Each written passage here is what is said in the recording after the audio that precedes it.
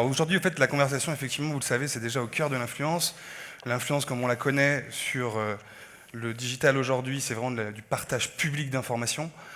Aujourd'hui, avec justement l'émergence des messageries, on parle de plus en plus de private messaging et de micro-influence. C'est-à-dire vous, moi, finalement, on devient aujourd'hui des micro-influenceurs qui vont permettre d'engager avec différents contenus. Messenger, aujourd'hui, ça permet clairement aux entreprises de créer une proximité entre sa marque et les consommateurs.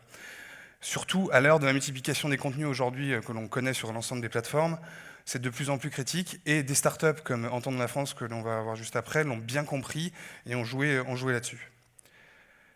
Concrètement, l'influence dans le messaging, aujourd'hui, il y a peu d'acteurs qui ont compris le fonctionnement de cette personnalisation, alors que les individus aujourd'hui recherchent de plus en plus de personnalisation. Finalement, aujourd'hui, le bot et la conversation qui en découle, ça permet d'avoir un aspect d'intimité conversationnelle. On va parler d'intimité conversationnelle. Finalement, c'est similaire à ce que l'on pourra avoir quand on croise un voisin agréable. Ça peut arriver d'avoir des voisins agréables, et que l'on croise qu'une seule fois de temps en temps. Ce qu'on aimerait bien aussi peut-être pour notre belle-mère. Bref, ça c'est mon cas. Le but, en fait, c'est que ce sentiment post-conversation soit ressenti comme quelque chose d'agréable. Et c'est une impression d'utilité pour le consommateur.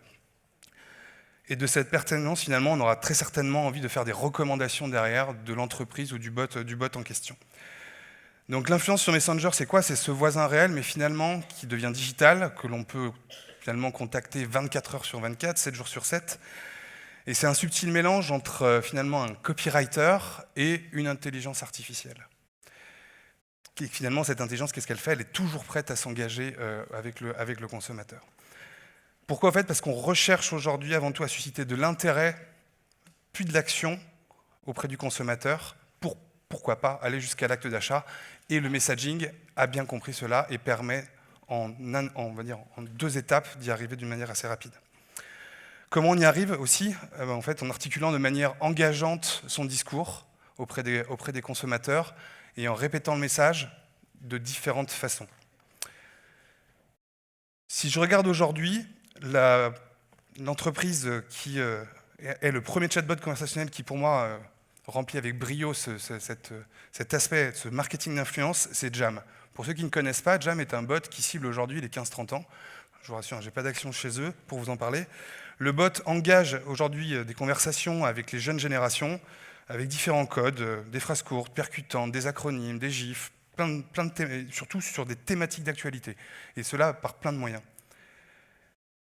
Ce qu'ils font ensuite, c'est qu'ils peuvent clusteriser ces individus et leur proposer ensuite de les mettre en relation avec des entreprises. Et c'est là toute la subtilité, c'est qu'on va en fait, prenons l'exemple d'une entreprise comme la Société Générale, on parle de produits financiers, produits bancaires, ça n'a pas vraiment quelque chose de sexy, mais si on vient expliquer à un utilisateur qu'est-ce qu'un taux d'intérêt, d'où ça vient, comment ça fonctionne, et qu'on va lui dire qu'il va pouvoir finalement acheter son scooter demain plutôt que dans 3 ans, là, on prend vraiment une dimension servicielle que va pouvoir prendre en compte l'utilisateur.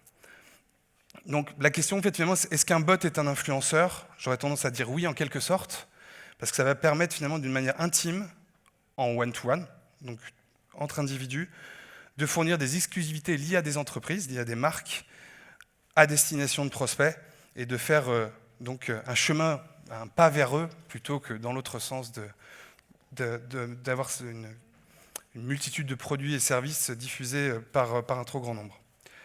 Ensuite, soyons honnêtes, les conversations que l'on veut reprendre ou les gens avec qui l'on souhaite rediscuter aujourd'hui, en fait, ce sont celles qui nous donnent l'impression aujourd'hui de grandir et d'apprendre.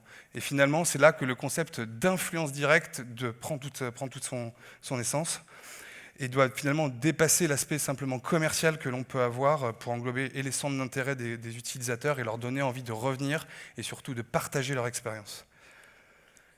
En fait, ça me permet de vous introduire Florent et Jérémy d'Entendre la France, qui eux ont réussi, grâce à une expérience simplifiée du grand débat, à solliciter des citoyens qui n'auraient probablement pas pris part à ce débat si on ne leur avait pas donné l'occasion de faire entendre leur voix individuellement et surtout de manière privée.